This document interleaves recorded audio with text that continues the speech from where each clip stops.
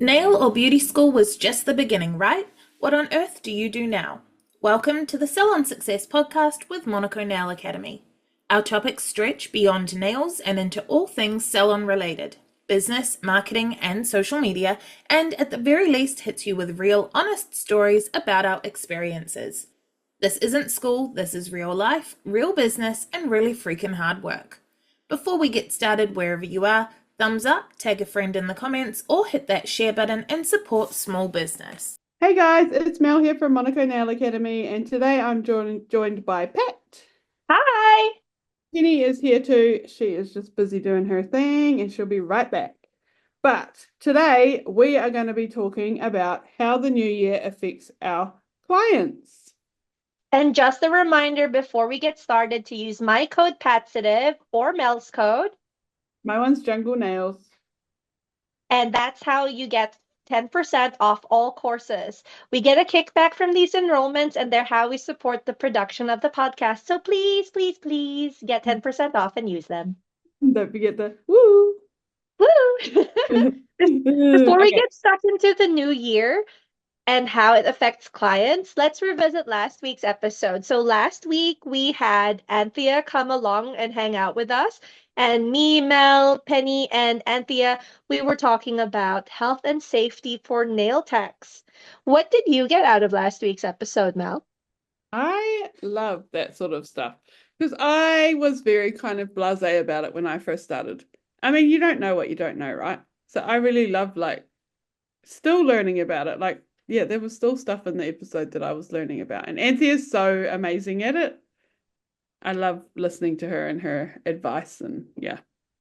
I know she's so good at sharing knowledge and she's so on track with things, and I love that. I think for me, I what I got out of the episode was that I really need to wear gloves regularly. Like I do it often, but not every time. And now I'm like, I better do it every single time just in case. And if you're like, Pat, what are you talking about? Go back to the previous episode so you know exactly why we say wear gloves every damn service. Every service. Right. Let's move on from last week's topic to this one, which is how the new year affects our clients. So let's look at it from the client's perspective. Why do you think, Pat, that lots of our clients decide to start prioritizing saving money, and then the first thing to kind of go on their list is beauty services like nails? What about the new year Oh, kind of kicks this into their mindset? yeah, that's such a good point, Mel. I think one thing that comes up is people will, new year, new me, people always say that. And so part of that is people are like, well, I've just spent a lot of money over the holidays. I need to save money this year. I'm going to cut out the things that aren't essential. And because we offer a luxury service, people do kind of think about, I'm going to cut nails, I'm going to cut lashes, I'm going to cut visits to the hair salon. I think that's definitely a thing. Obviously, not everyone's gonna do it, but some people would for sure. So have you personally noticed any patterns in the way your clients are behaving at this time of the year? I haven't really observed it yet because I haven't been focusing that much on my business over the time that I've been doing it. So I haven't really seen anything, but maybe in the future. What about you, Mel? Have you actually noticed this happen? I think it has, in a little way, affected my bookings. I would say more so, not that people are dropping off or not coming, but I think people are definitely pushing out their bookings a little bit more. Maybe Mm. definitely closer to that New Year period, they kind of pushed it because they were away, or like you said, they're waiting for their next payday or whatever. But definitely the space in between their appointments got a little bit disrupted, I guess. Not as set in time because they've got more going on or family visiting, Oh. whatever, that sort of stuff comes into play. Yeah, that's such a good point that actually at this time of year, people get really busy with everything that life has, like people going back to school, maybe Mm. people following up on old dreams, New Year's resolutions, or Mm. maybe people giving up on their New Year's resolutions. There's a lot going on, right? So that makes sense that some people will push out their bookings. That's Yeah. interesting. And with kids, it's not quite, school's not quite back, but everyone's definitely like now over the Christmas, New Year's rush, over the family visiting, we're starting to get back into rhythm and starting to get organized again to get back into like quote unquote normal life. Like kids are going to go back, work's back, everything's back open again. But yeah. Yeah, okay, that makes sense. And I guess that brings up the point that people are going back into normal life.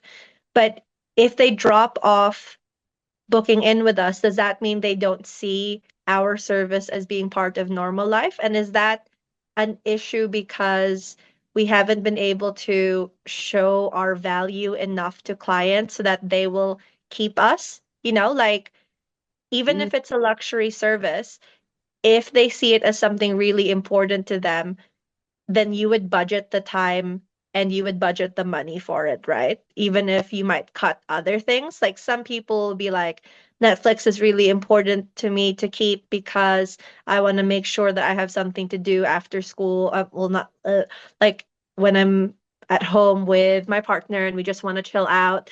But for someone else, their most important thing might be, I really, really care about getting my nails done because it's my self-care or it's how I just have like therapy time, or it might be just something they look forward to at the end of every week. Like there's different ways that people could look at our services instead of just we do nails.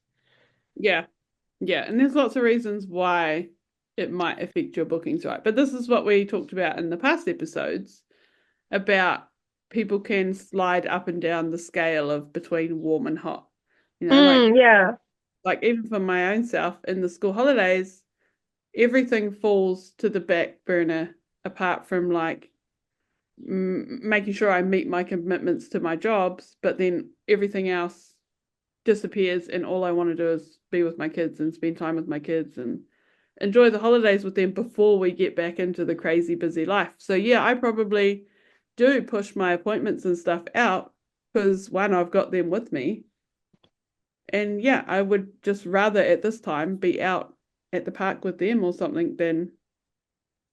So yeah, I guess the moral of the story is it's not always reflective on us. It's their priorities at the time. And it doesn't mean that they think we're shit now.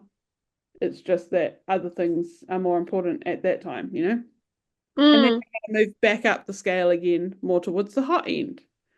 When the kids go back to school and they can breathe and have 5 minutes to ourselves, then we'll come back up the hot scale and get back into routine. Do you notice that you have any clients who, although they have kids, they still maintain going to the salon regularly for their nails? Mm, some do. It depends, I guess, too, on their like support systems and who they've got around to support in the school holidays. Because school holidays is a lot when you've got kids. And like this year for us, it's really hard. Like we're coming to the end of it now, but we don't have any support here. We don't have any family friends to give the kids to. So there's nobody I can ring and say, oh, I'm supposed to get my hair done. Can you watch the kids for a couple of hours? So I just can't do those things in the school holidays. So it depends. And then, if they have a husband who's around or a partner that can look after their kids, then they can manage it. If they don't, then just gets bumped for now. Okay, that makes sense. I guess with that in mind, like, what are some things we could be doing to help these clients? Like, some people, they, like you said, it's just the reality that they can't come in right now because they have other priorities or just logistically they can't do it. Like, so how would we go about supporting them so that they can cut back, but we still keep them warm so that they go back to hot sooner, like as we're talking back to that previous episode, like what could we be doing? What have you Yeah. tried now? Like, do we allow like them to bring their kids in the school holidays? Do we set up like a little space, in either in your salon if you've got space, or you allow them to go into your house and watch a movie? Or yeah, what are some ways that we can accommodate our clients that we care about and love in this time to ensure that they still get to come to us and that we don't lose their loyalty altogether? Those are some good ideas. Would you have clients' kids in your salon, Mel? Yeah, so I have a couple that come with their kids. They are older kids. I mean, I wouldn't have kids that need to be supervised Mm-hmm. because we have dogs and stuff like that. Like they need to be old enough to just know, like, okay, you can hang out in the lounge and watch TV and eat snacks or whatever. You know, like that's totally fine with me. And a couple of them do bring their teenagers with them, and yeah, they just go in the lounge and usually they're on their phones or whatever. Anyway, but yeah, it's not a thing. I think I wouldn't allow like young kids, like I said, that need to be supervised because I've done my days of having that in my house. But also safety, you know, like when we're in here chatting and you get lost in the zone and then the toddler's out there doing who knows what. Like it needs to be safe and realistic. But yeah, I would not be against them bringing their kids in the school holidays, and especially because my kids are around, like they could always go to the park or yeah, that was New one friends. way that I could help them. That's so cute. In saying that though, like you know how you were saying maybe not to young kids, I followed a salon in Australia where that was their whole thing. They would have a creche and someone would be there, and during your appointment, you can bring your little kid or your baby, and they hang out in the creche. And is that how you pronounce it? No. Creche. How do you pronounce it? Creche. Creche? Or just like daycare, I don't know. Yeah, okay.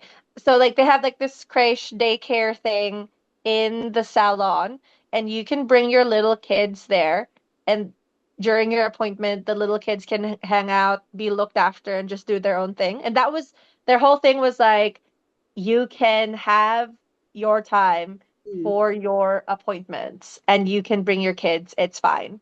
Like that was Yeah. their whole thing. And I thought that was cool.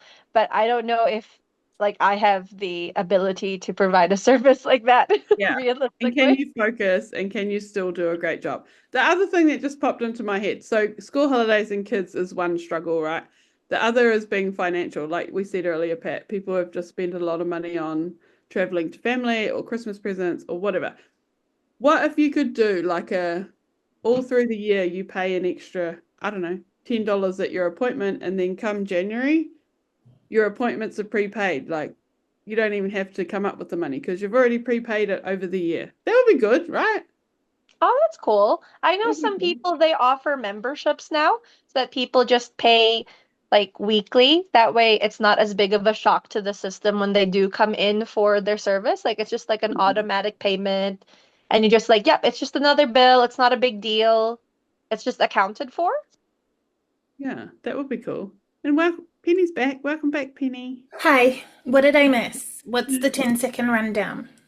We were chatting about why our clients might prioritize saving money over coming for things like nails. And the biggest tangent we got on was like school holidays and kids and not being able to sort your kids out or having family visiting and just being busy generally. Like I was saying, for me, I don't notice a drop off per se, but people definitely will like push out their appointments a little bit longer. I've always noticed a drop off. Tell me if anything I say is stuff you already said, but I for sure always notice a drop off. And what I think it is like the New Year's resolution of going like, oh, like I really need to start saving money, or like this is taking a lot of time, or like whatever. I want to start saving for a house, whatever it is. Yeah. And like a lot of people are like, well, I want to have nails for Christmas, or I want to have nails for my summer holiday.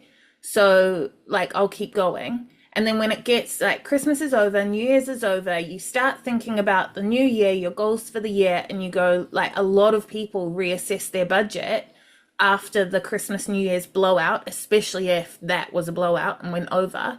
And we're a luxury, we go first. So it's not a massive drop off, but absolutely the first few weeks of January, I'll lose a couple of regulars, like one or two, maybe three in a bad year. But like someone. Do they come back though? Do they come back? Eventually. I don't really have the stats on it, but no one's ever. I don't have any recollection, and I think because we beat ourselves up, I think I would have a recollection if I was like someone said they were leaving and then they started going somewhere else and I saw it on social. Like generally they have a pretty good reason, and then lots of people do come back. I know for a fact that there's so many people that will like stop for whatever reason, drop off for whatever reason, and then they'll come back 6 months later and be like, oh my God, like I canceled that one appointment and I meant to rebook, and then just time got away from me, and I like, like people do come back. Mm. But sometimes people move away and shit changes, or they have a kid and now they don't make time for self-care sometimes, not to generalize, but we see that a lot. Yeah. So there's definitely a drop off. Not drastic, but there's definitely an impact. Yeah, we were just sort of saying that it's either a money thing or like a time thing. Like, yeah, life's busy, your kids are with you, family's visiting, whatever. That's what we sort of noticed, but yeah. We also mentioned how, like, because we're a luxury service, people, automatically they're assuming I need to save money. But if we position ourselves more appropriately to whatever needs that they actually value, like if your priority is having time for yourself or having your self-care, then you wouldn't necessarily drop nails because it's important to you. You would change your budget to suit. Like I would give up a lot of things before giving up like lashes, which I have given up, but I gave up a lot of things way before I got to that point, even though lashes were a massive thing in my budget.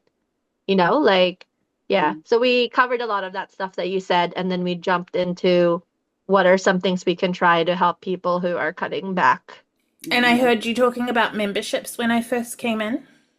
Yeah, well, I was just thinking like financially, it might be something we could do for clients. Like if you wanted to, you could add $10 onto your appointments, and then come January or December, January, whatever, your appointment's already prepaid. Yeah, that's a good idea. But also encouraging people to get their family to buy them vouchers for Christmas. Oh, something to try for next year. Yeah, Yeah, like you kind of centering. think vouchers are for new people, right? When it doesn't have to be. Yeah, like often when people buy a voucher for someone that is a regular, I'll be a bit like, ah, dumb, like, because I know that even though you get the money now, when they redeem the voucher, it feels like you did the nails for free. Like this silly little like brain spasm that I have. And then if it's a regular, I'm like, damn it, they were gonna come anyway. Buy a voucher for someone that doesn't come. But at the end of the day, a lot of people tighten their budgets in the new year. So if you have got a bunch of family and friends to have bought vouchers, that just eases that start to the new year, and it might be enough to tide someone over until their new budget is sorted. But I like the idea of like a little, it's like Christmas club, the thing, I don't know if they still do it, but the supermarket, you would pay like an extra $10 a week and then you'd get a voucher at Christmas to cover the extra expense of Christmas. I like that idea a lot. And then you get a discount. So you could even be like, redeem your prepaid appointments and get free nail art or something. Yeah, that's cool. Like you go to Pack and Save and you get 5% off if you use your Christmas club, But we're not doing discounts. We offer added value. Yeah, so free nail art. No discount. Add on. Hey team, Penny from the future here, interrupting to tell you about something super cool. If you're an aspiring nail tech ready to take the first step towards your dream career, our free 5-day Nail Tech Launchpad is here to help you decide if this is the right path for you. 5 videos over 5 days giving you a taste of what it's like to be a nail technician, an overview of the basics, and insight into whether this career fits your lifestyle and budget. It's totally free, can be done in your own time with less than a 2-hour total commitment, and it starts on Monday. Sign up today and start your journey to becoming a nail tech at www.monaco.ac.nz/launchpad. Okay, so this goes to what you were sort of saying, Pat, that it kind of comes down to like your priorities and that. So how do we balance like respecting our clients' budgets or their time constraints while still encouraging them to treat themselves and that they deserve to treat themselves? How do you sort of balance that? Oh, I think it depends on, like, maybe at this time of year when people are tightening up their belts. And I think it happens in winter as well, right? When people are start thinking about their budgets, maybe we can start promoting things like retail and things that they can do at home. Like I know for me with my like self-care woo-woo vibes, like one thing I might try doing is trying to push selling retail like homemade scrubs and homemade masks and that sort of thing because they're still having the self-care aspects, but it'll be on a budget because it's not they're not paying for the service of someone doing a scrub or a mask or a massage on them, but they can still have a similar experience at home. Not the exactly the same, but or it might be maybe we have some specifically targeted and promoted services that are cheaper. Like it's not that we're discounting, it's that it's an express service. And because it's faster, it will cost less, but it's still giving them what they're after, which is they're still treating themselves, but they're spending less money overall. Or maybe even we encourage them to come less frequently, but like you still deserve it. You should still be able to go and do it. So how do we help you maintain your manicure or your pedicure for longer so you don't have to come back every 2 or 3 weeks? Maybe you come every fourth week instead. And that saves you money, but you're still getting the thing that you want and it doesn't fall out of habit. Yeah, I really like that idea, Pat, of sort of like still encouraging them to come and have their time and do their thing that makes them happy, but kind of just not downgrading it, but you know what I mean? Like just a little bit less time, maybe a little less nail art, but you still get to come and do what makes you happy and still, have your time. And yeah, I really like that. Or retail, like I said, gives them a bit of that taste. And hopefully, if they're picking up retail, then you still get to see them and catch up. Like, I mean, yes, you could ship it, but if they come pick it up from you, you're still having that relationship stay strong and you're still top of mind for them. It's less likely that someone will ghost you if you literally saw them 2 weeks ago because they were picking up something from you versus if they last saw you in November or December, right? I guess like there's lots of strategies for like quieter months in general, but talking specifically about this time of year where kids have gone back to school, everybody's like, I guess by now kind of given up on New Year's resolutions, but not entirely. A lot of people have done like a little bit of a rehash and stuff like that. Are they then buying retail? Or like, I'm sure there's exceptions to every rule, and maybe when they cancelled their New Year's appointment or whatever, you've said like, okay, well in that case you still need to get this, and this to help out. But like, I don't know. If someone has said I'm rejigging my budget and I need to cancel my appointments for a bit, I don't have those like sales bones in my body where I can be like, okay, well come and buy stuff from me anyway. I would probably do it because my whole thing is about self-care. So then I would be talking about like you can do self-care at home and you can Yeah, DIY it a little bit. Here's what that's a I good can offer angle. you. Yeah, like it wouldn't be from the angle of you desperately need this thing to tide you over it. It's about like the solution that I'm offering them. So, yeah, if we tie it back to whatever solution we are trying to offer our avatars, then I think we could come at it from that angle. But it depends on what your avatar is after and what your brand is about, I think. Yeah, and I mean, like, our perspective being that we're Southern Hemisphere is that it's summer right now. I know we've got lots of listeners that for them it's winter, but one thing we could do is specifically with nails, convert people to pedicures and be like, okay, cool, no worries. Like, to keep the self-care going, do you want me to keep your toes because they are like a third as often as your fingers? So you are reducing your budget, but you still get to feel pampered every now and then. And I feel like quite a few people would agree to that because they're generally not canceling because they don't want the service at this time of year. Like generally there's a reason and generally it's budget. So that could be a way of converting them so that your strategy, Pat, of like still having seen them recently applies. And then when they come for their pedicure, they might be like, actually, can I get my nails done next week? Ooh, I love that. Especially because pedicures are more annoying to try and do yourself. anyway. Like some people might be like, oh, to save money, I'm going to buy traditional polish and put it on myself. But most people don't want to be bent over doing their own toes. Yeah. Because, but you're still showing off your toes because it's summer and everyone's at the beach. I also have a client like right now who stopped getting gel manicures because her daughter was really unwell and the maintenance was too tricky to try and keep to appointments and stuff. But what she's been getting done is basically a naked manicure, like no color, but she comes in every couple of weeks and gets like just shape, high shine, cuticle work, like just gets them tidied, and then she still feels like she's getting pampered and manicured, but it's a shorter appointment, so she'll just book it on the fly, and if she can't make it, it's not like damaging her nails that her gels started like chipping off and stuff like that. It doesn't matter if she has to reschedule it or if she can't get an appointment that week. So that's another thing, that like staying on top of her cuticles, keeping her nails nicely shaped, and they're just high shined. She's in and out in 20 minutes, but she's kept that going for several months now.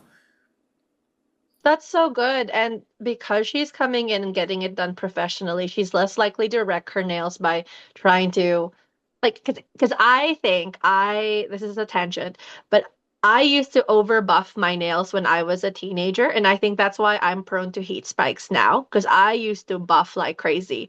And if she's going through a hard time as well with her child, then that you could fixate on the buffing. So it's cool that she gets a high shine from you and she gets that time to herself, gets her nails looked after, and then it reduces the chances of her doing something that's detrimental. What's funny is just before Christmas, she still wanted to have naked nails, no maintenance, but she got nail art put on just her ring fingers, but she didn't want like a whole color because I said like, I don't know if we want a base color and then like 8 naked nails. So she just did clear base coat and then like a little bit of nail art, like I think it was like a sun and a moon or something like that, and then clear top coat. And You use acrylic paint on that? I was using the Wildflowers chrome paint because she wanted, her inspo pick was chrome. Yeah. And I was using the bronze and gold chrome paint. But yeah, I just thought it was like funny in a cute way that she still wanted that little bit, and so she found a way to make it work. That's so cute. It's almost like tattoo nail art or something because it's on bare nails, Yeah. quote unquote. What other ways could we shorten appointments to be able to offer something that could be like more affordable? Do you have a lash example, Pat? We do. There is a lash example for that. Some places will do an express service where it's whatever, it's like a 30-minute or 45 minutes. It's one of those two. It's like a flat rate. You get what you get. And you just come in, you get as much filled in as possible, but it's only within that time limit. And because it's a shorter amount of time, you're not going to get the fullness of getting a full classic extension, for example, but you're still going to get some fullness in your lashes anyway, and you're still going to get that thicker look, and it's going to look nice and bold, but not as bold as if you would have gone for a full service.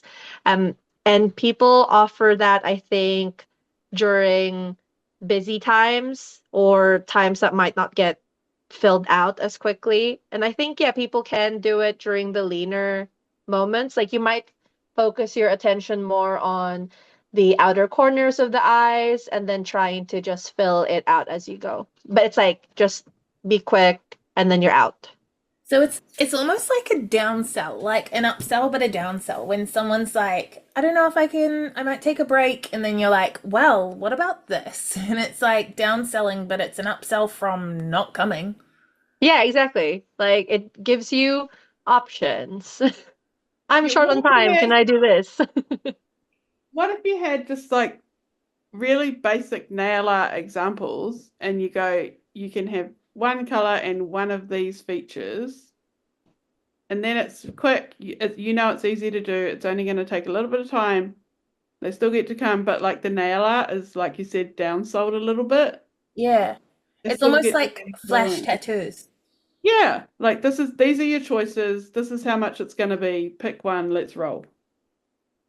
Yeah, you could like organize your nail art into like if you're a person that has nail art swatches, you could have like a $5 wheel and a $10 Mm, wheel and a $100 wheel. yeah. You can use stickers and foils. Those are faster. Maybe not the foils. Foils can be expensive. But stickers? Also, like there's often steps that we could cut out. Like especially if you're doing like a wet pedicure, a full service luxury pedicure, easily you can convert them to an express pedicure. But with manicures, you can put in like less cuticle work, like if you could just do the manual pusher instead of like an e-file, and that might not be something that for you and your quality preferences prefer, but if it's the difference between keeping a client for another couple of months until their budget's back on track and then they're like, actually I want my cuticles done again, which happens all the time, like people will sort of say they're going to leave and then it only takes a month or two to get back on track and then they're fine again. Or people will be like, I need to stretch my appointments out to 3 weeks now because I need to be conscious about money. And then like 6 weeks later, they're like, I want to go back to fortnightly. Like you, yeah, if you did manual cuticle pushing instead of a full dry manicure, like things like that, you could totally convert to a super express service that kept people in the seat. What have the two of you tried before? Because like both of you have been in the industry for way longer than I have. Like what do you normally do? Um, I don't think I've specifically been like, okay, here's your designs and here's your budget. And I think we've just sort of done that, but on the fly, like, yeah. okay, Mm, this is what you can afford, this is how much time we've got, this is what we can do, like you were saying with the lashes, like this is what you can afford, this is what I can do in that time. Let's go. I think But I haven't specifically like set it up like that. when I first started, what did I do? Panicked. Because I was like, oh, they hate me and the world is ending and I'm a terrible nail tech and I'll never get another client. And then after a couple of years of that, I didn't die. Everything was fine. And then I had more clients. And then by the time I was full time, when people dropped off, I would feel bad about it. I would feel disappointed, but I also had enough clients that it wasn't the end of the world. So I don't think I necessarily put in a massive strategy. Like I kind of jumped straight from beating myself up to then just surviving. But at the time I was still learning a lot of this marketing stuff that now we teach people. So I didn't really know to have a strategy. And I maybe towards the end of that period I was talking about, I might have had Facebook, but definitely all the other social media didn't exist yet. So the way you marketed yourself was very much more in-person, word of mouth events, like client magnet kind of stuff. Because there wasn't social media, it's all traditional stuff. So I don't know that I have ever done anything specific to this time of year other than notice the trend. But I mean, like during all time, definitely I've done stuff where I'm like, okay, cool, well, totally respect that change in budget. I wonder if we can do blah, blah, blah. And like Mel said, do it on the fly. Like if they're a pedicure person, get them to still come for toes. If they're someone whose nails break all the time, get them to come in for IBX. Like just ride through that thing with them and get to the other side. And just stay in their mind, right? Yeah. It's super reassuring that both of you haven't actually had a strategy for it and you have noticed this happen, but you're still surviving, you're still strong, right? Because I think the question came from someone who's new to the industry and it's like, oh no, what do I do about this? And it's like, okay, even if you don't do anything about it officially, you're still going to be fine. Just get your basics right, do a good job, and keep marketing. You'll get through the slump. Hey guys, Future Penny here again. Just a super quick interruption to let you know that if you head to monaco.ac.nz/subscribe, not only can you sign up to our weekly newsletter, but you'll also get a free video lesson from our course, The Art of Pigments. That's monaco.ac.nz/subscribe. I think a lot can be said for being unquittable. Like, we talk about one-ups, we talk about solving problems, we talk about lots of things that make us valuable to people. But if you don't want people to leave, be unleavable. Like, it's not going to solve every problem. It's not going to stop every client on a budget from not doing that. But if you are an imperative part of their self-care or their favorite part of their day, or you do such an incredible job every time that they leave once and go to a non-standard salon in a mall, and the very next week they're back, because I've had that multiple times where people are like, oh, I tried because I was on a budget and I'm so sorry I cheated on you. I went to this place in the mall and I thought that I was going to save money, but I cannot deal with this. Can you please put nails back on?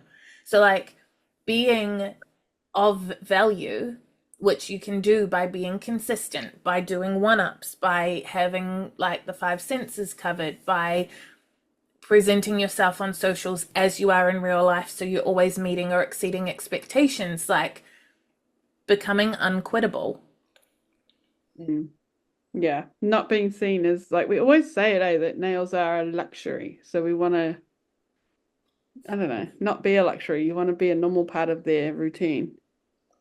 Or they just so look good forward to coming to see you, and they just want to, be so good and so important and such a turnaround. If you're like, great if you're the highlight of their day, what if you're the highlight of their week? Like, they will cut other things. If you are the most important thing, like, of self-care or stuff like that. I've had people on a budget that are like, I've cut this, and this, but I will not cut my nails, like, out of the budget kind of thing. You just have to be that person. Yeah. What would make a salon be unquittable to you?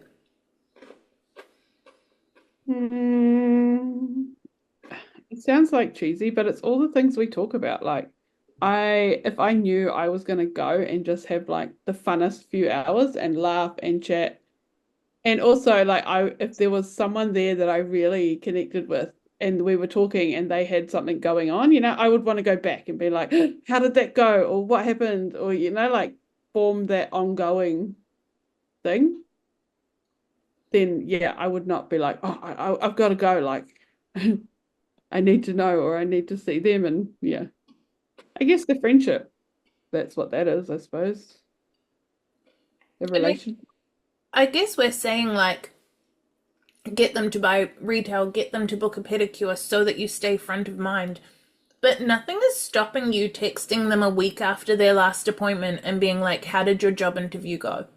Yeah, like, maintaining a relationship by just crossing lightly into friendship so that you're front of mind because you remembered to give a shit.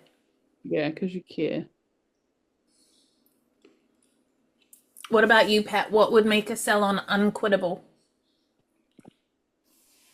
I'm thinking about that because I don't think I've found myself in a situation where I'm unwilling to quit something like a salon.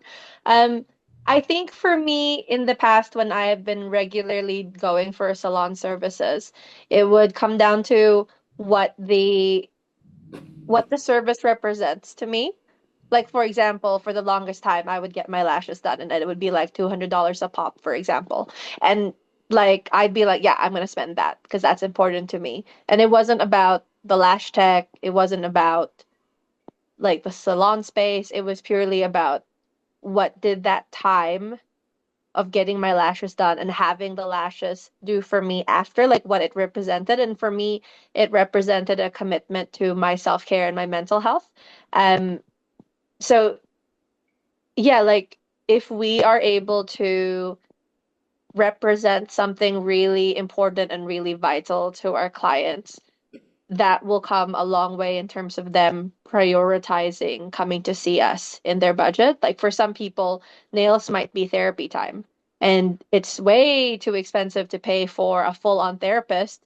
But for like a few, like $65 to $100, you can yak at someone for 30 minutes to an hour and a half, depending on if you're like getting whatever you're getting.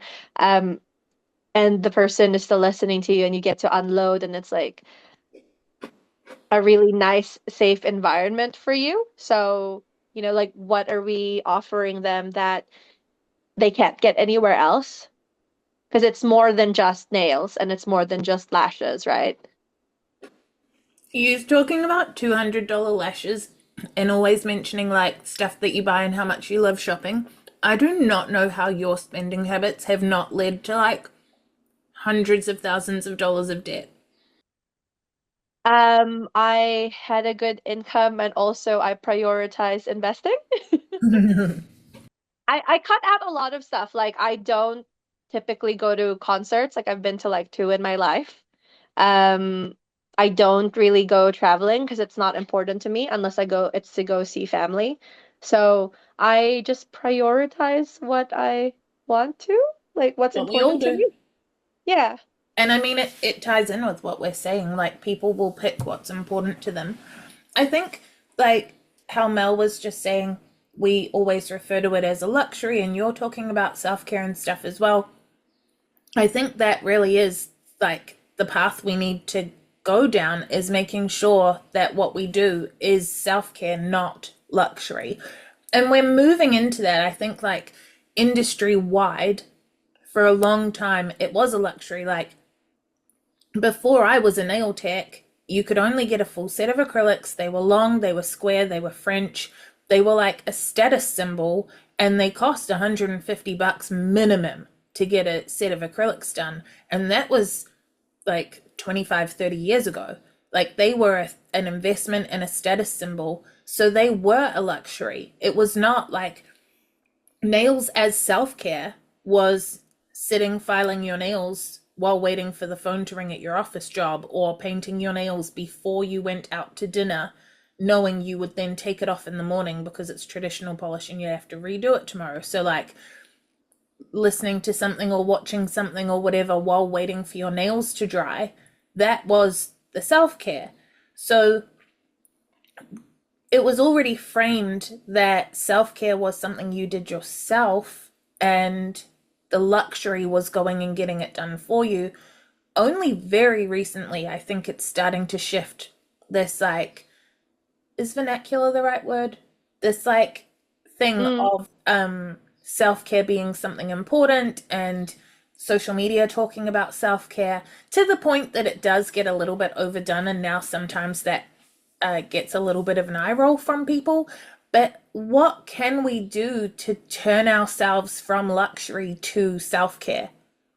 I think for me, that's just how I've branded myself. It hasn't really occurred to me to brand it as being a luxury because for me, self-care is so important. So that's what I talk about. So a lot of my posts are about self-care, like it's one of my content pillars.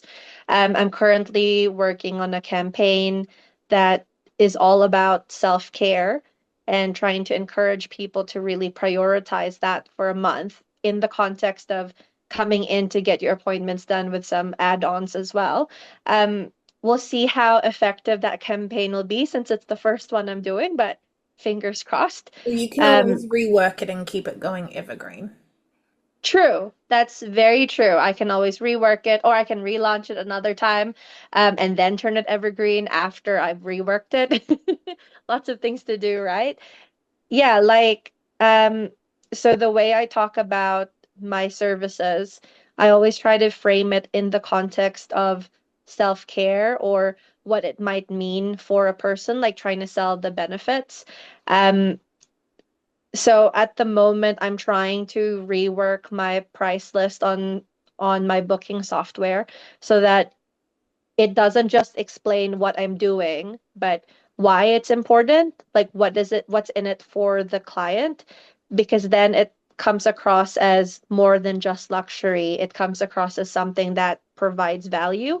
And of course, we're always providing value even when we're a luxury service, but by trying to really sell what's in it for them, that will hopefully help them see, yeah, I need to keep paying for this.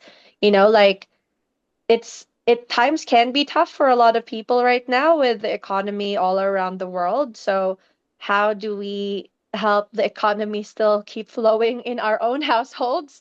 And I think a lot of that comes down to our positioning, our branding, our marketing, and the relationships that we have with our clients and our leads. I think so. How we turn it from a luxury to self-care is we like show that. We vocalize it on our socials. We show that it's okay. Like we've talked about it before with the Monaco avatar, how a lot of students, including myself, felt guilty about spending money on our own selves and something selfishly for us. So I think, yeah, just carrying on this journey the world's on, and that it's okay to do things for yourself. It's okay, and you should do it. And it's not a status symbol anymore, like you were saying, Penny. It's not only the rich people who have a part-time job that can get their nails done. Like you can come after work in your work uniform or after the gym or whenever and get your nails done, even if it's just a plain manicure, and you can sit and we can connect and you can take a deep fucking breath from life for an hour and a half every 3 weeks. And it's okay. You don't need to feel guilty. And all walks of life, you're allowed to do that. That's what I'm trying to sort of portray and achieve, is that it's okay for people to do stuff for yourself, especially women and mums, wives, partners, all of us. Like we all have other people that we could put above us, but you don't have to. You shouldn't. It's okay to do stuff for you. Okay, what's that thing? You're worth it. What is it? Maybelline. No, what is it? I think if I put myself in the position of being a client and think about what would turn it into self-care for me, if I think of nails as a luxury service, I'm thinking of going into a salon if I think of ultimate luxury, it's about the nails. It's about a bougie salon. It's about a super, super skilled nail tech. It's about spending too much money for my budget on the quality of the nails so that they are perfect. That to me is luxury. Self-care, I think, like we've done whole podcast episodes on the 5 senses, but if you take your service and you move it away from nails, and so you've got sight, so you're sitting in a salon that's full of like artwork or like a swap a book library section, or like whatever fills your avatar. Like Mel's talked about her avatar being super crafty, so like having like a retail section of craft supplies. Fuck it, who knows what works for each person's avatar, but having things to look at. Like for me, I would love sitting in a space where that was all gallery walls and I could just look around and be absorbed by enjoying all this visual stuff. You've got sound, like having music that fits the vibe, that transports you to another place, like the way that when you walk into a spa for a massage, they've got a specific type of music. I've said before, in mine, it's a lot of like Beach Boys, Elvis, like that kind of like stuff, and it sets a tone.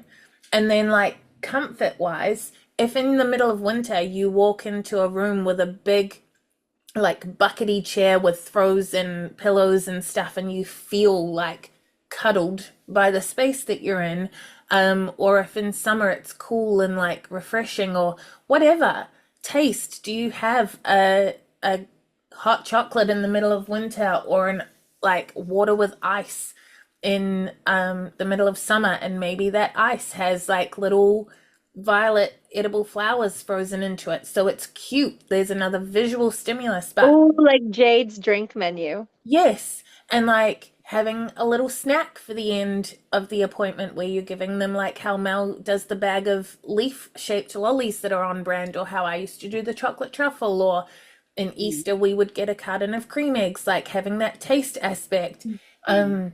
And scent, having a candle burning at a safe distance from your flammable products, and having a diffuser that apparently smells like acetone, and having a scent aspect. I think for me, if I am in a space where it's no longer about the nails, it's about the full experience that takes it from a luxury to self-care, because now it's an experience and I just happen to leave with nails. But the whole thing Mm. is relaxing. The whole thing is slowing me down. Yeah, and taking your mind off whatever else is going on, right? Yeah, I you could like here for substitute like anything for nails. Oh, sorry, you go, Mel. no, I was just gonna say like here for me and my sort of clients, the plants kind of do that for us because they Yes. always will talk about the plants, and I've got so many like propagating and stuff that they'll quite often be like, "Ooh, can I take one?" And I'm like, "Yeah, go ahead. Like there's jars of them. Take them." Um, Oh my gosh, that's so lovely. You give away plants? yeah, because they're just like you used to be able to sell them, but now like every Tom, Dick, and Harry has plants, so they're not like valuable anymore. But And I also, honestly have them in water, so I don't have to water them. but also though, if you did have like a plant shelf and you just put a $1 price tag on every single one, you're giving them away anyway, you're propagating them anyway. If you put a $1 price on every single one, it gives people permission to ask for them, because there's a certain person that will be like, can I have one? But so many people, like myself, would just look from a distance unless you explicitly gave me permission via like a price tag, because if I have to ask, I'll assume that you're just being nice. But if you've already, before I thought about it, preemptively said these are available for you to take home, that would mean that every time I went for nails with you, I'm pre-planning which plant I'm taking home today. And Mm. I would factor that dollar in to like if during the week I had a coin, I'd be like, oh, I'm gonna save this for my plant on Wednesday. I would come see you, Mel, if I could get a free plant. Even if I'll kill them every time, like I would love to come home with a plant. Yeah. That's why I have them in water, because then they just live forever and ever. Some of them have the tiniest little leaves now. I thought you would appreciate it, Tiffany. I was going to show you. Ah, look, it's right here. But look at the teeny wee leaves in the water. Cute. Look, Oh, that's so cute. it's like this little underground world. I love that. Now you need to take a selfie with the plant and us for your content photo for the day, and then I can FOMO it and be like, Ah, you and want to there's so know many why? good ones. Look at that one. He's like half, perfect leaf. So cute. So cute. I love that. That's so awesome. Oh my gosh, I'm like now thinking that I have so much lavender. I should dry a bunch of it and like give that away. And it's like a Yeah. nice little, and it's so on brand. I often have like eggs, or this past week there was just bunches of rhubarb on the back table in the salon the whole time, like because I'm such a gardener and I got chickens and stuff. Like people often leave with veggies or I eggs. love that. Same. I would be stoked if I left with some like eggs. Like we literally buy like 2 trays of eggs a bloody week. Oh, you need to get chickens. They're the best. I'm And they're Husband really says easy. no. gonna do that though with the cuttings because I think you're right. Like people don't ask because they don't want to ask. I would not ask. It's not until I'm like, yeah, take some. Like, do you want some? And they're like, oh my God, can I? And I'm like, yeah. But if you said to me, just take some, I'd be like, no, no, no, that's okay. And then I would drive home being like, I wish I took some. Yeah, or take one Yeah, and then be yeah. like, okay, cool. I'm gonna do that. Penny from the future here, reminding you to sign up for our free 5-day nail tech launchpad. It's the perfect, no pressure way to dip your toes in and see if nail tech life is right for you. monaco.ac.nz/launchpad. You know, one thing that we haven't talked about yet, because we've talked about offering value, positioning as self-care, all of that stuff. But something that we could do over the summer period, if things are slow, we have committed to time in the salon. We should still work that time. So rather than just working in the business and doing clients' nails, doing appointments, restocking, we could be working on our business. So all three of us have hustle hours, right? But for anyone who's listening, that if you haven't heard of the concept, hustle hours are the hours that you've committed to working on clients. But in the event that there aren't enough clients to fill your hustle hours, you should be using your hustle hours to work on the business. So that might be working on your campaign, it might be working on your marketing, maybe you're practicing certain swatches. There's all sorts of things that you could be doing. I know for me right now, I've been trying to prioritize working on my social media and my campaign work because those are things that will earn me money over time, and it takes a while for you to see the benefits for your content, for example, but it'll stay for the longest period. You can work on your website, you can go out and network. There's like a lot that we could be doing, looking at our search engine optimization. There's like all sorts. um Mel and Penny, what have the two of you been able to work on over the summer when you have seen a slump? Well, I was going to say, one thing you can fill your time with is what a great time to do the client magnet. What a great time. Ooh, yes. Because when we launched the client magnet back in like October or whenever it was, everyone was coming into the busy season and like, I don't have time for this. Well, now's your chance. Monaco.ac.nz/magnet, 5 days of free marketing training. Free. And online and flexible. What have I done in the slump? Launched a podcast. I love the slump, to be honest, because I'm such an ideas machine. You guys have seen my to-do list, and it's ridiculous. And every time I have a little idea, I write it down, and then half of those ideas stay there for the next year because they're too big. So I kind of love when it quiets down a little bit. I rejig my hours because I never commit to advertising set hours, so I rejig them behind the scenes, and I give myself time to do things like bringing the podcast back. And like, we ended up doing 40 episodes last year. Yeah. Whoa. We clocked off at exactly 40. So that I do stuff like that. That's not a relatable answer.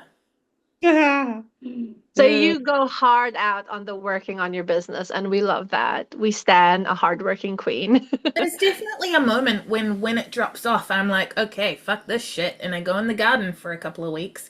But like, we're talking a little drop off where at first I'm like, okay, I need a rest. And I embrace that. Like, I will always try very hard to listen to my body. And if it's telling me to work a little bit less, cool. If it's telling me work is really fun right now, cool. Like, I don't ever try, we've talked before about balance. I don't ever try for balance.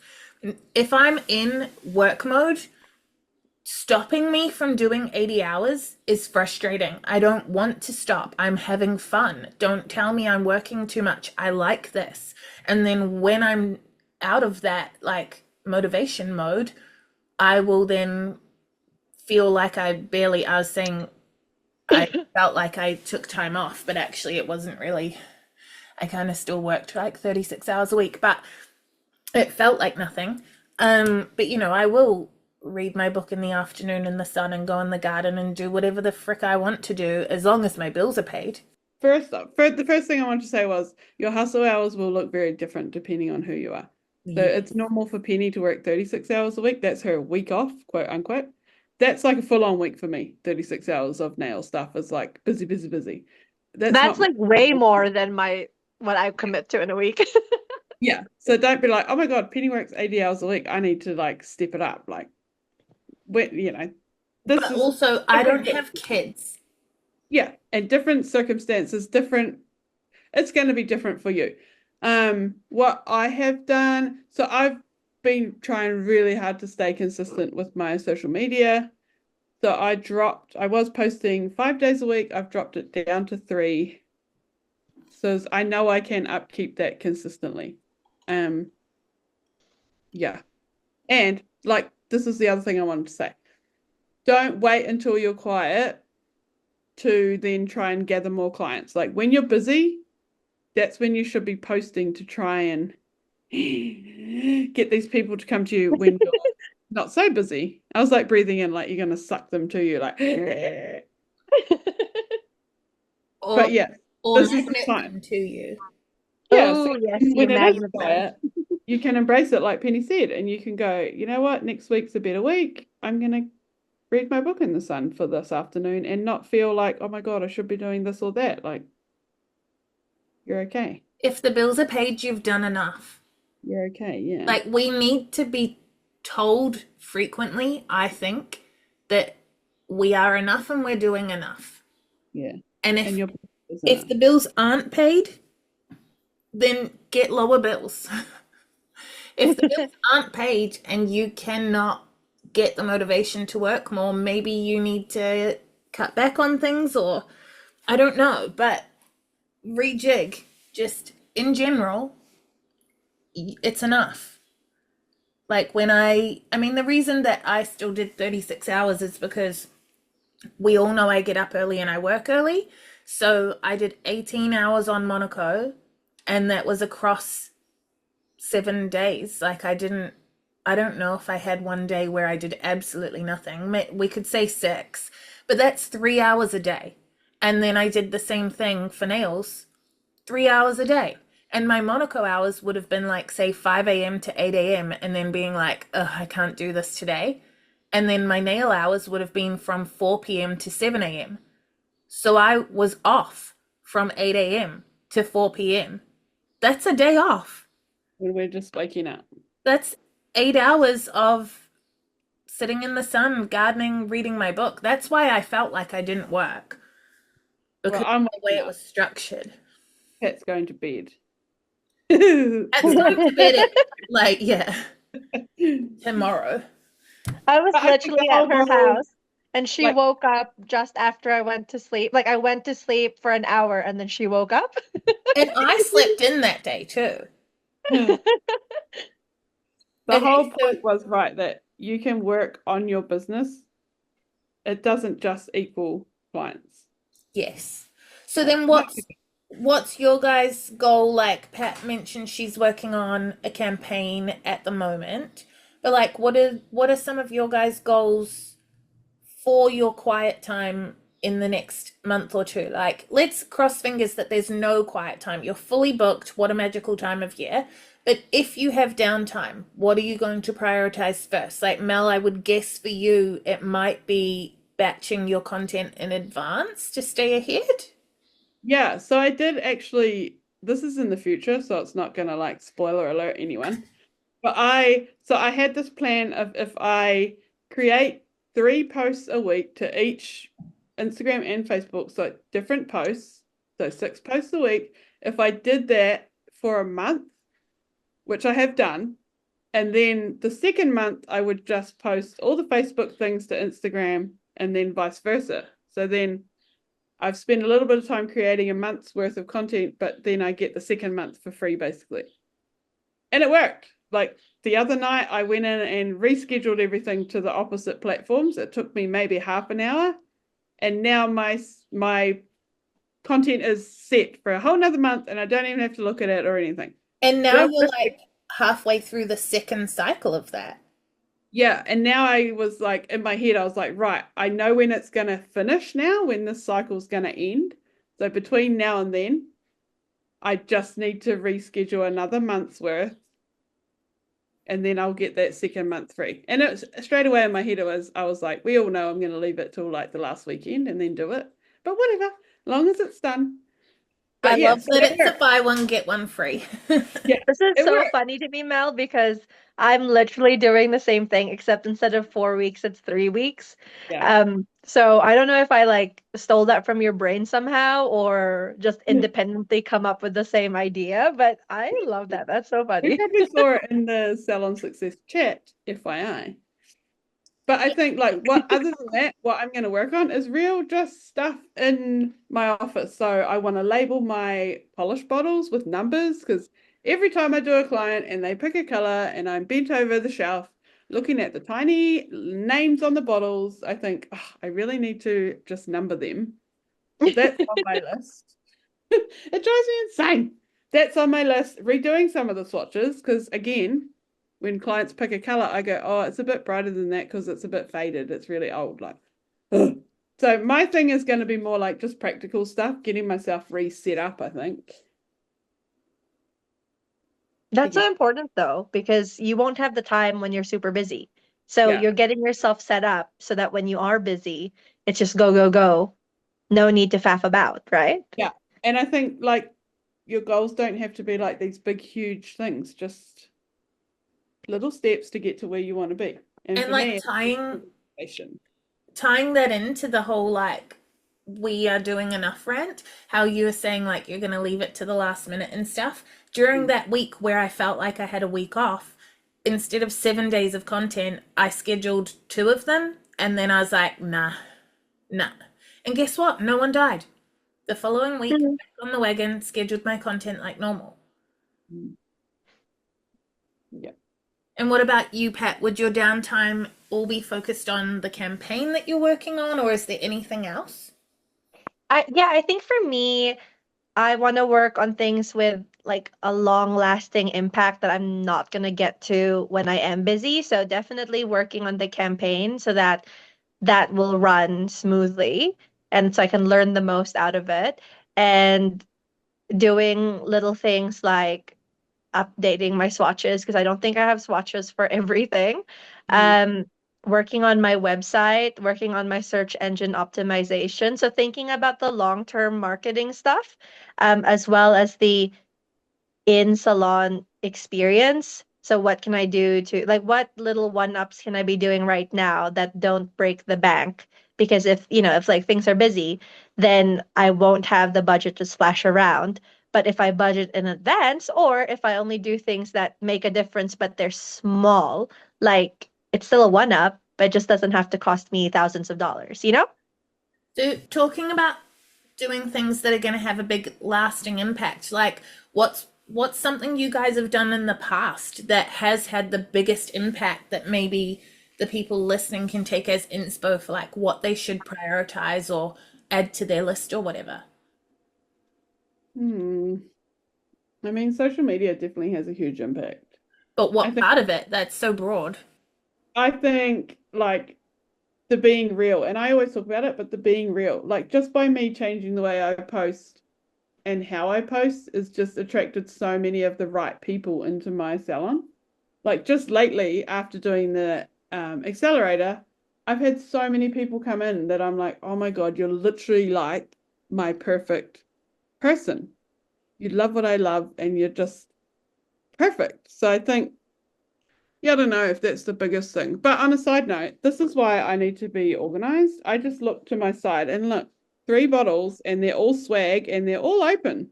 So I probably go, where's my black? I don't know. So I've got 3 bottles of it now. Because mine are numbered. Now my clients used to know all the names of the polishes. Now they'll literally so swag is number 143. And that's just the number it got in what we have, not the official artistic number. And now no one knows it's called swag. And then I don't know, it's kind of not sad, but like kind of sad where I'm like, no, this is la-di-da. I know and love it. You need to know that it's not just number 19. Yeah. I don't know what the biggest impact that I've done. I don't know.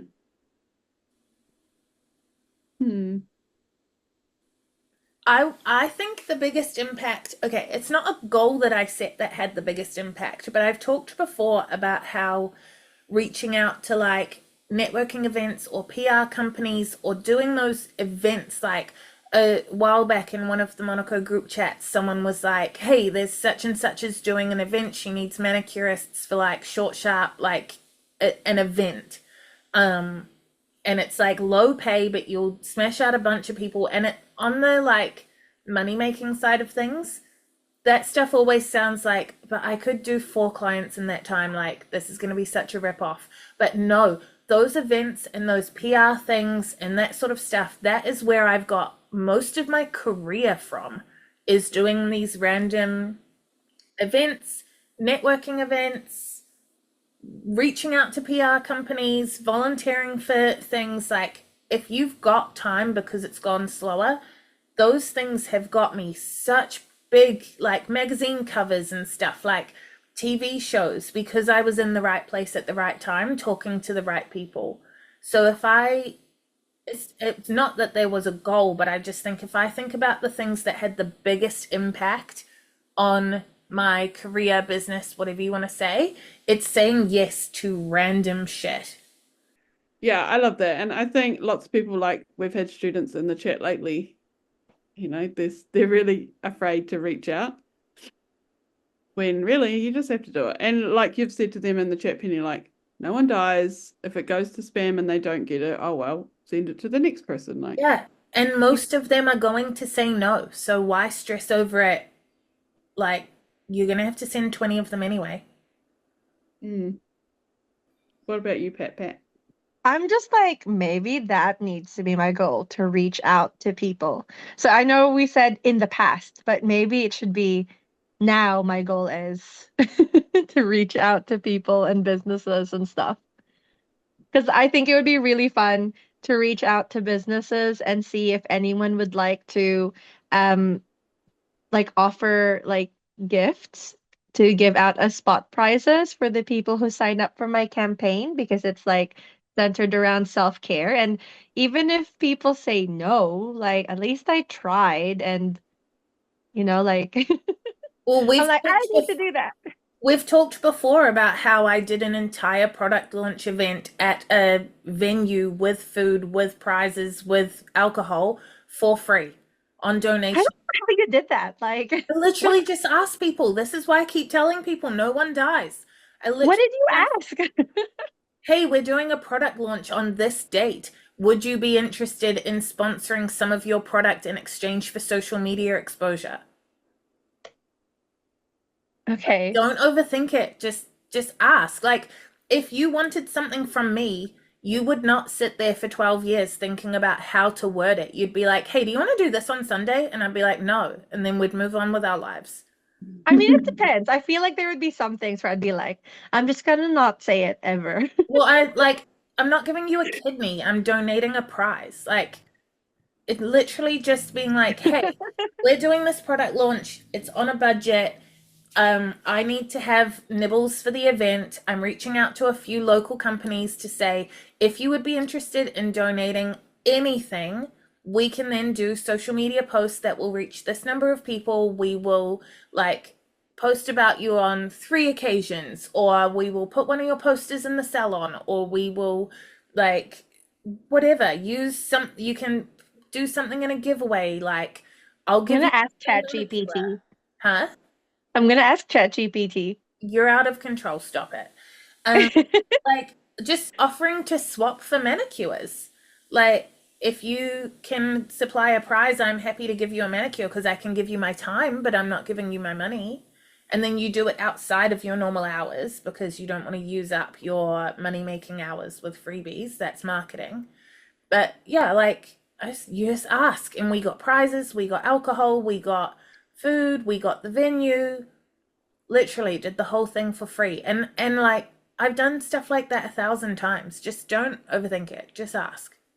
I am queen of overthinking. Like, that's No, you're not. for some things I am. Think about the accelerator chat. There are so many people above you in rank. You are a 2 of spades in overthinking. There is It depends. It depends what it is, but yes. I don't mean that you don't overthink. I mean, I know so many people that overthink more. Okay, then I'm not queen. It's fine. But I don't need to be you're not queen.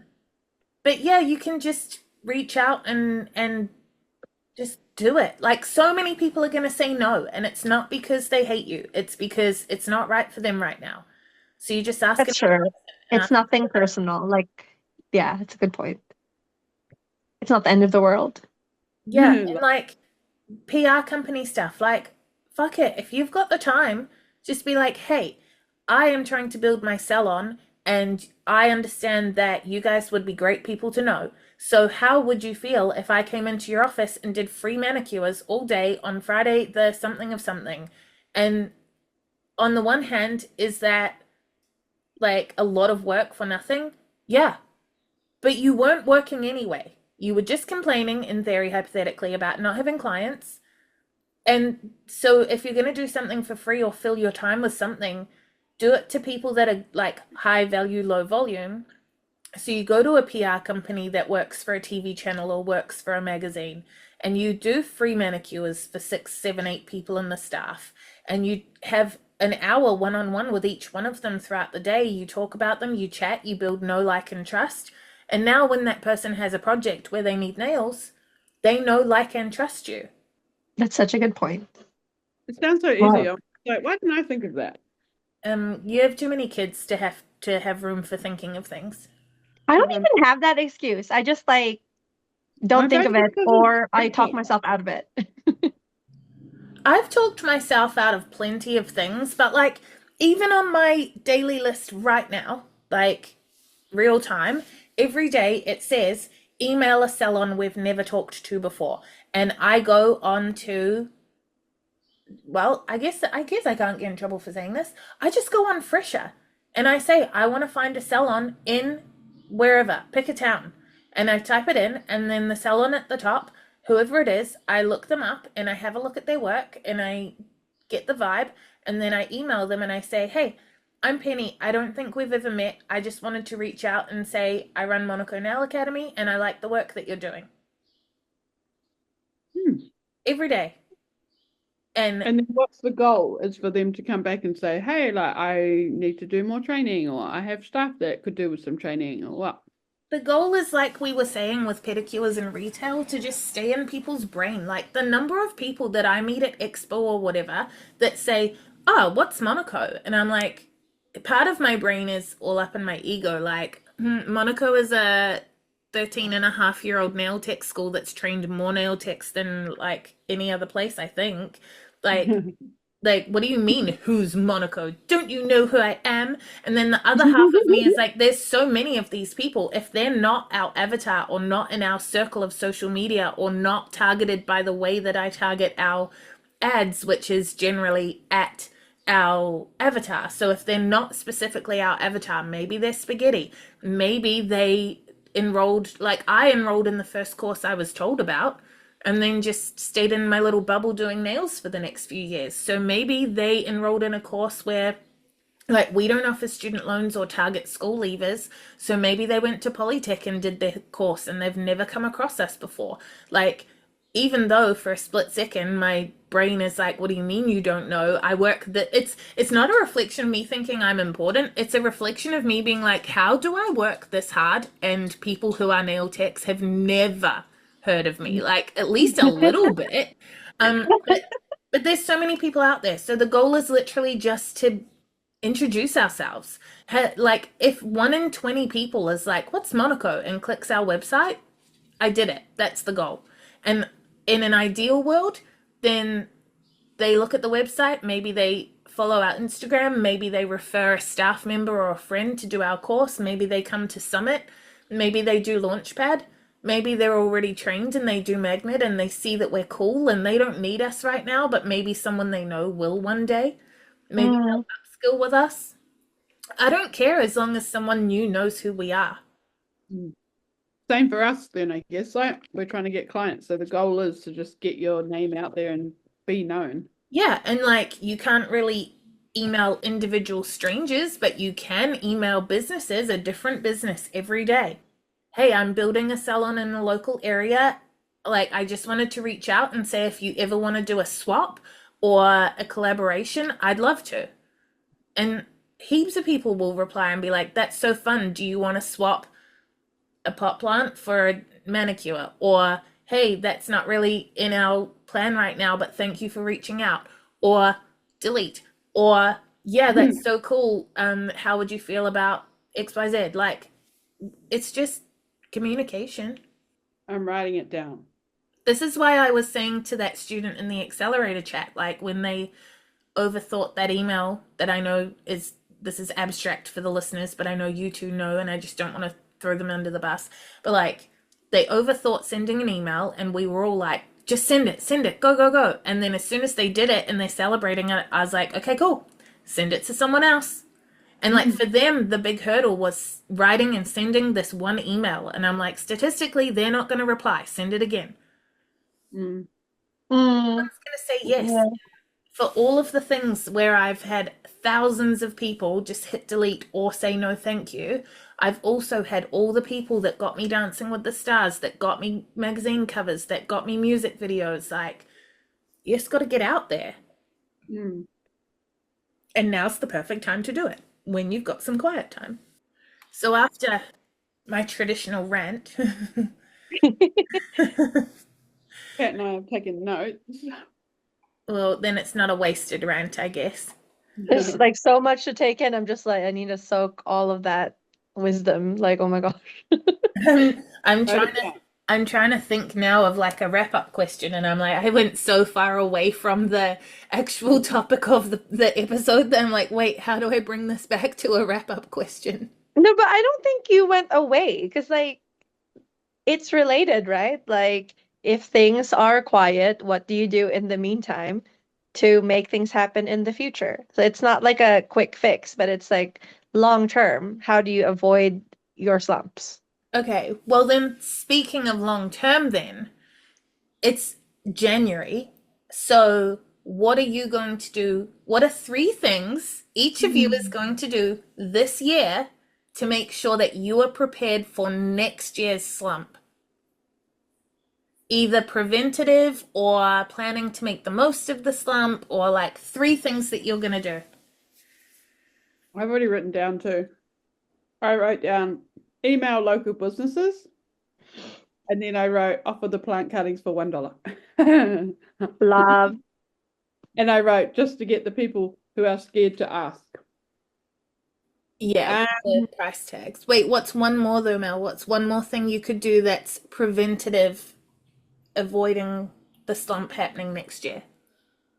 I think just same as everybody else, I just need to be a bit braver of just putting myself out there, like, and what's the word? Unapologetically. Yeah. And if people don't want it, they don't come, they don't answer. Just don't let it get to you, I guess. Don't let it like discourage you. Think about how many things you say no to and or ignore or delete, and then think about how many of those times was because you hated the person, the business, or the product. Oh, like never. Exactly. Yeah. So like, it's not personal. If someone deletes your email, it's not because they think you're shit. It's because you are not the top of their thing right now and they yeeted you out of their brain. That's not personal. And I bet if you email them again in a year's time, they will not remember the first time you emailed them, if you reword it especially. And maybe they'll be in a different frame of mind then. It's not personal. That's the only, do I have a split second where I'm like, oh, lame, like they didn't think I was good enough? Of course I do. But I go again because I just know it wasn't about me. That's my things. I'm gonna email, I'm gonna do the plant cutting thing. Which I think will tie into helping people feel like comfortable. And then I'm just going to be a bit braver this year. Well, for the rest of this year. Yeah. What about you, Pat? What are your three things this year to preempt next year's slump? I think I'm gonna email people. Like that's the number one, email people. And then number two would be having some kind of summer package that or memberships for people. That way, like the cost factor isn't as big of an issue. And number three will be just doing like being consistent and doing my one-ups and like my client check-ins because then that way I have that relationship with people and like it's almost like sometimes if you have a relationship with someone, you kind of feel like you owe it to them and you're less likely to be like, peace, because you're gonna be like, oh no, we have this thing. I can't just let go of you. Like I owe it to you. Not in a, I want people to feel guilty, but in a, I want them to feel like we have something and that they should keep coming to see me every 2 weeks for If the rest of their lives. My three are not so much for myself, but like three things that I would like recommend, I guess. But they're all things we touched on. But so consistent advertising or like content consistency, full stop, because we've talked previously about the fact that, like, if you want someone to book, you need to be in their brain and in their social feed and wherever for like quite a long time before you anticipate them booking. So when you do get busy just before Christmas, like next Christmas, don't drop off. Do what Mel does and batch just before you get busy so that it's taken care of that whole time. And then when if you don't post that whole time, then when the slump happens, you've been out of sight, out of mind for the last month. So they're not thinking, the new people that would fill those holes are not thinking of you. So consistent advertising. Also, making your service the least about nails. We sell relationships, not services, and 5 senses and self-care, all those things we talked about. Making what you offer the least about nails. And the last thing would be saying yes to everything. Every single thing that someone asks or every opportunity that comes your way, say yes. Just do it for 1 year and see what happens. And also, I highly recommend the book, The Year of Yes by Shonda Rhimes, who made Grey's Anatomy. That book's great. I feel like this is just a schooling for Mel and Pat. You say that at every episode. We get business coaching every time we record. It's fantastic. That's kind of, the point of the podcast. Yeah. But like we get it, especially just the two of us and everyone else on the internet. Every other avatar is me. Yeah. Well, with all of that wrapped in a tidy bow, before you disappear, like our page or follow the podcast so that you don't miss the next episode. We'll be back next week. Mel, what are we covering next week? What are we doing? The biggest takeaways from the accelerator, right? Next week we're talking with the lovely Hannah is going to join us, and we're going to talk about our biggest takeaways from the Salon Success Accelerator course, which we all did. So yeah, that's going to be cool. And until then, you can check us out on Facebook, Instagram, and YouTube by searching Monaco Nail Academy, or follow our salons. Mine is Hard Lacquer NZ. Mine is Jungle Nails NZ. Mine is Patsitive Beauty. Have a great week, and we'll see you next time. Talk to you there.